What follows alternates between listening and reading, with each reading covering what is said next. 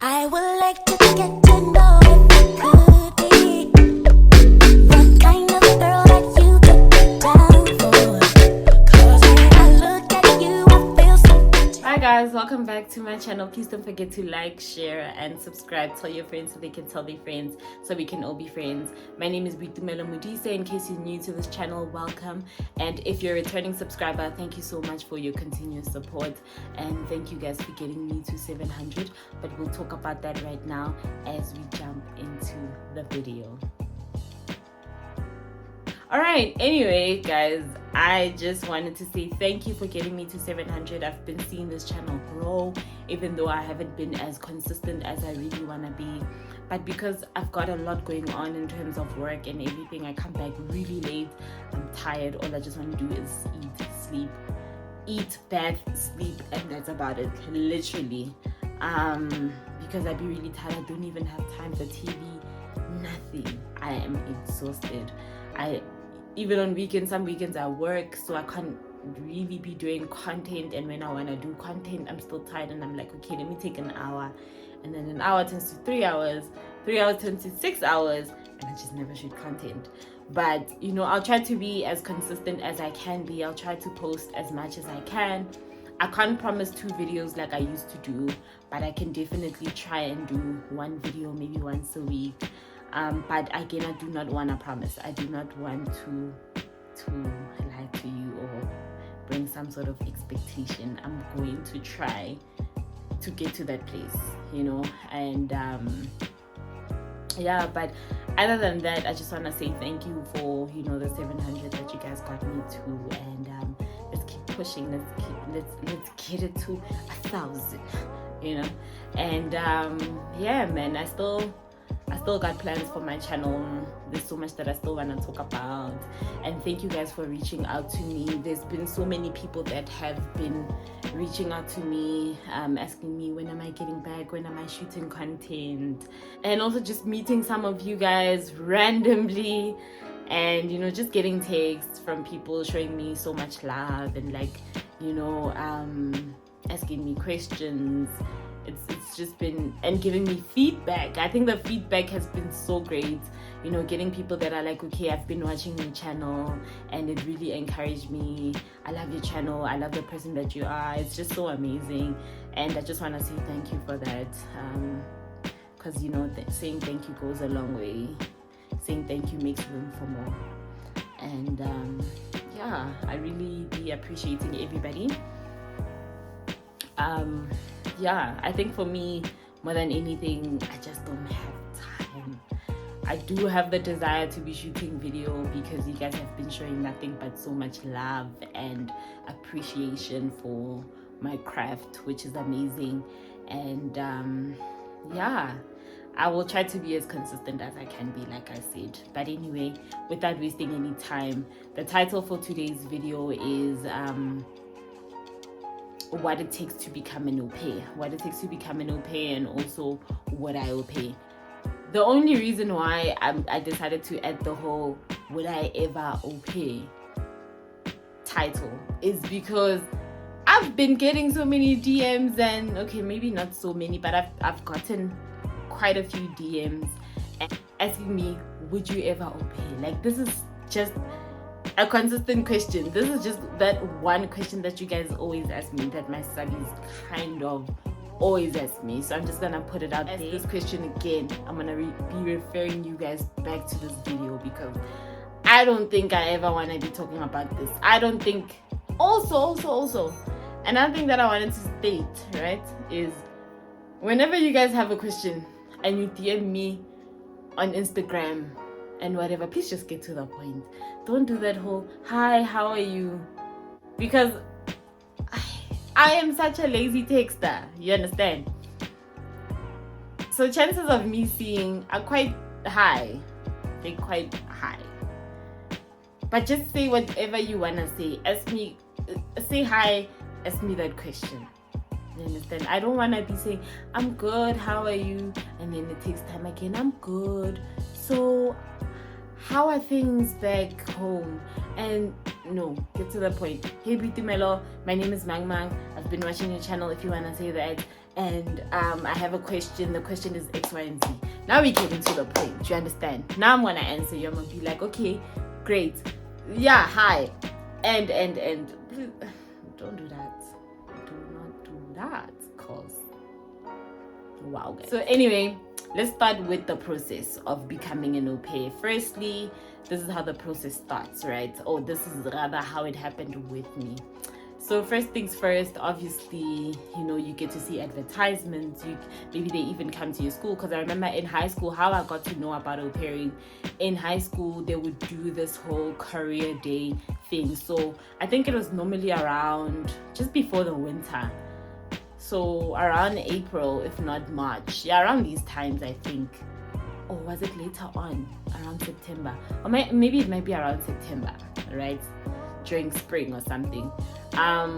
They would normally invite other people, and then at the hall they would set up, and then you would go to random people, and they could be telling you about their school, could be telling you about different courses, could be telling you about different careers. And one of the things that took an interest in me was au pairing, because I remember that particular year, I think it was OVC actually. People from OVC came and then they told us about au pairing, and I didn't even know what au pairing was. But as soon as I heard America, I was like, I've been wanting to go to America, so I think I'm gonna be taking this opportunity. But anyway, so yeah, I got to understand what au pairing is. I took interest. I remember I came back home and I told my parents. My mom was like, yo, what if it's a scam? Nah, honey. We ain't gonna be doing that. And I was so bummed because I really wanted to go. Now, fast forward, I was on my socials, and the next thing that I saw someone that I knew was in America. Now, my detective skills are great, okay? My detective skills are great. Literally, whatever that I wanna find out, I can find out in a minute. Because I be doing so much research, right? So I did so much research to a point where I even got to know the agency that this person used, right? And I was like, great, I'm gonna reach out to them and just I'm gonna reach out to them and see how it goes. Because even prior to that, I had sent out an application for this other au pair. I risked it because I did not know about au pair in America, but I applied with them, the agency, at that time. And then after applying, I was like, what if this is not legit? But it felt so legit.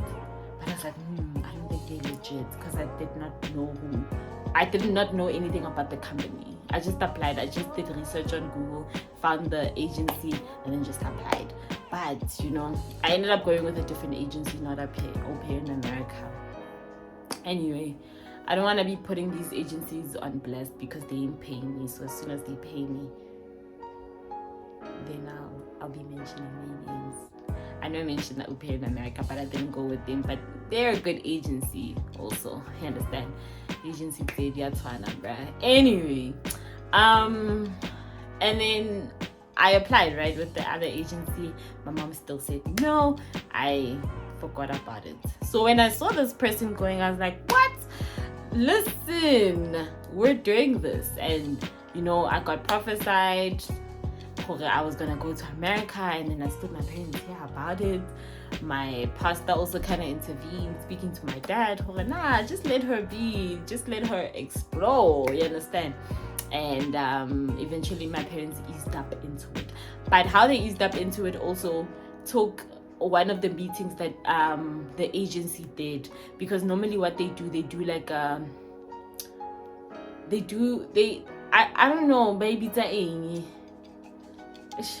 but it's like a meeting. You guys meet up somewhere, you come with your family, and then they explain to you guys what au pairing is, and then they do an interview, right? Because what happens is, okay, I fast forwarded way too much. So the first thing that you do is apply.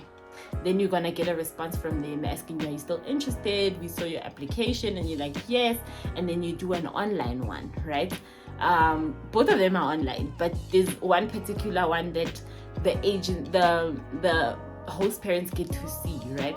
So you do that online one whereby there's someone also allocated. They give you someone from Johannesburg, someone from Cape Town that helps you get your profile correct so that it's more attractive, right?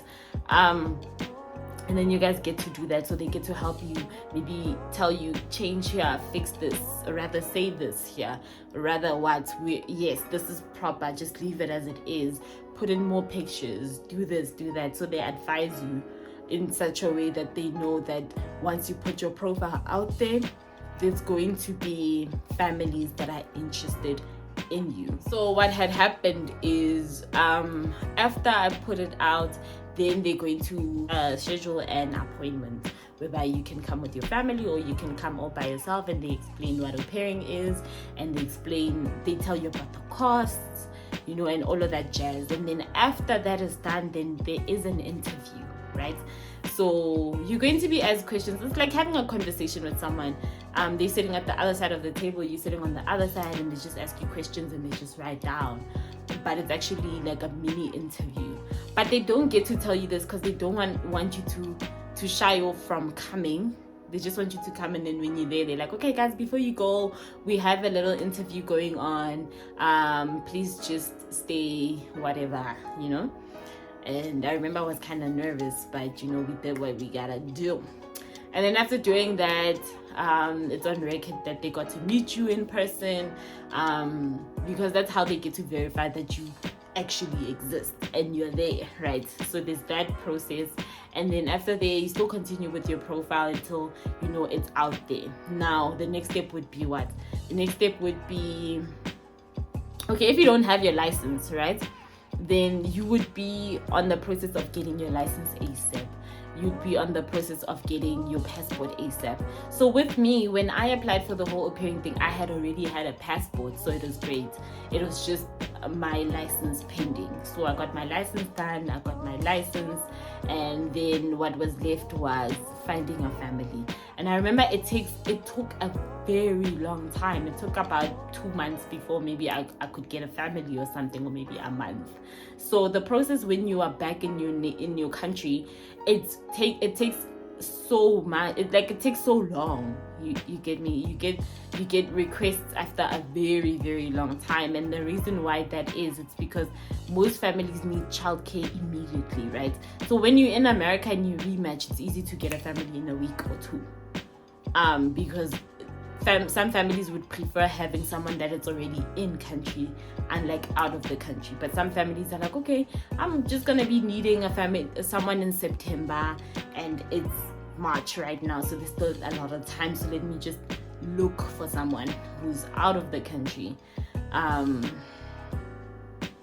they have their reasons why. Some people just want to find someone that has not experienced America yet, and they can help them learn or teach them new things.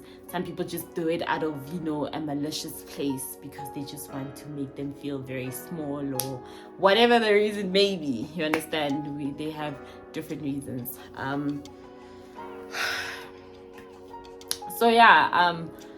then the next thing would be finding a family. So you're going to be interviewing different families. They could be interviewing you also. So it's even the interview, it's just a conversation. Like, you guys be talking about what you want, what you do not want, talk about money, talk about a whole lot of things, you understand?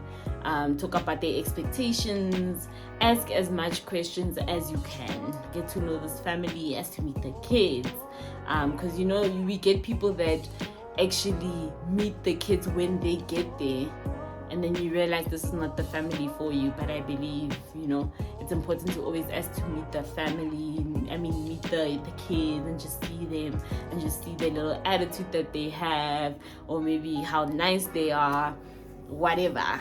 But make sure that you meet the kids over the phone, whether it's via Skype or Zoom or whatever. But video call as often as you guys can, just to check in and just to see if you guys are still on the same page, and if you get rejected by a family, it does not mean your profile sucked. It does not mean you're weak. It does not mean your profile is not as good, or maybe they hate you now. Just see it as a way that, maybe God was saving you from something, or maybe it was just not meant to be, or, but for the fact that they reached out to you, that means you had so much potential. Just look at it in that way, because that's what happens sometimes. Maybe a family meets someone else after having a conversation. They're like, okay, I think you're a great fit for our family, and then they decline your request, stuff like that. Yeah, so I'm just putting it out there because I know it's a very common thing. So do not be surprised when you experience such a thing. Just know that, they saw potential in you, so much to a point where they reached out. So do not be scared. And also, when you're in the matching process, try to have, because maximum is 3 at a time. You can speak to 3 families at a time, but try to speak to 2 families so that you leave space for more more invitations. And you can just look at the profile and say, okay, nah, decline or whatever. I personally don't like wasting people's time, so I would read your profile, and if I don't like it, I don't even want to try to reach out. I just know it's not gonna work, and then I just decline. You understand? You don't have to speak to everybody that reaches out to you. Just know that. So yeah, that's about it. And then also, so when you're done with the matching process, and then you get a family and you guys match, then you have to pay, right? You have to pay for you need to get your visa now, because now you have a family, right? So you need to start your visa process, and then you need to also pay out for the company, the agency. So let's say, I think for me it was 14,600, I think 600 for insurance or whatever. And then I had to go get my visa done, which was about, was it 2,000, either 2,500 or 3,000 at that time. Yeah, it was around that amount. So you need to get your visa done, and once it's approved, then everything else is approved.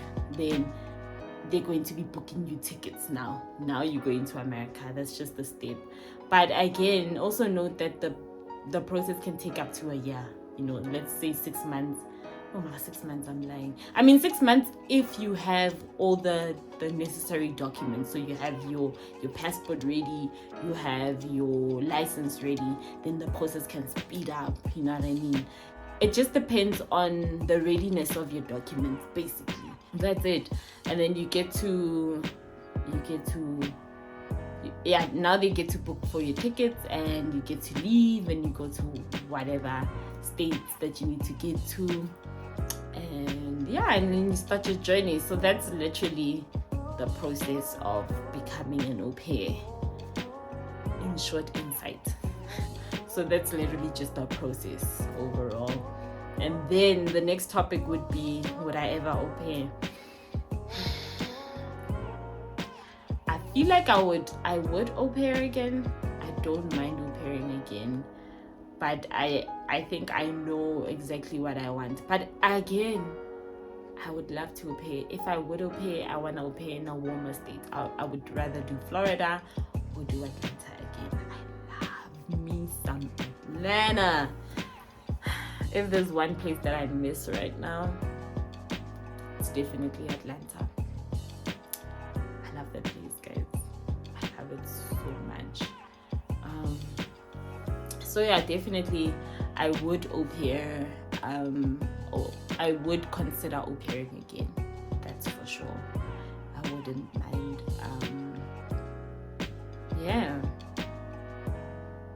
I wouldn't mind. But I feel like the next time I go to America, I would have a different mindset. I wouldn't leave with the same mindset as the one that I had when I left. Because I knew very well that when I went to America, I was there to explore. I was there to see other states. I was there to do X, Y, and Z. I think by far, out of my bucket list, the only state that I wanted to go to that I did not go to when I was in America was California. So I'm probably gonna do California just to go visit, not to go live there. I can't live in the West Coast. Or I can get the East Coast, but I think it's the West Coast, right? I can't live in California. I don't like states when it's winter. It's really cold. So yeah, I'm good. No. So yeah, I would go to California just to go visit and see the state, and then return back to my state, which is Atlanta. And yeah, I keep it moving, literally. So yeah, I would au pair again, and yeah, I would au pair again. I would au pair again. I don't mind. I just feel like now on my end, I just have a lot going on. I do have a lot planned, and I feel like the day I go back to America, I'm gonna be having a whole different mindset. I'm gonna be doing things quite differently. It's not gonna be the same as when I left. Like I said, it's not gonna be about traveling anymore, but it's about pursuing certain things. So yeah, I would definitely au pair again. Alright guys, if you got to this part of the video, that means you have reached the end. Thank you so much for your love and support. Thank you so much for all the texts, all the calls. I still say it again, and thank you guys for watching this video. I hope it is quite insightful, and I hope that it answered your question if ever you had a question relating to what I just spoke about. And also, never forget, appreciate your life, show gratitude at all times. God loves you, and I love you, and I will see you in my next video.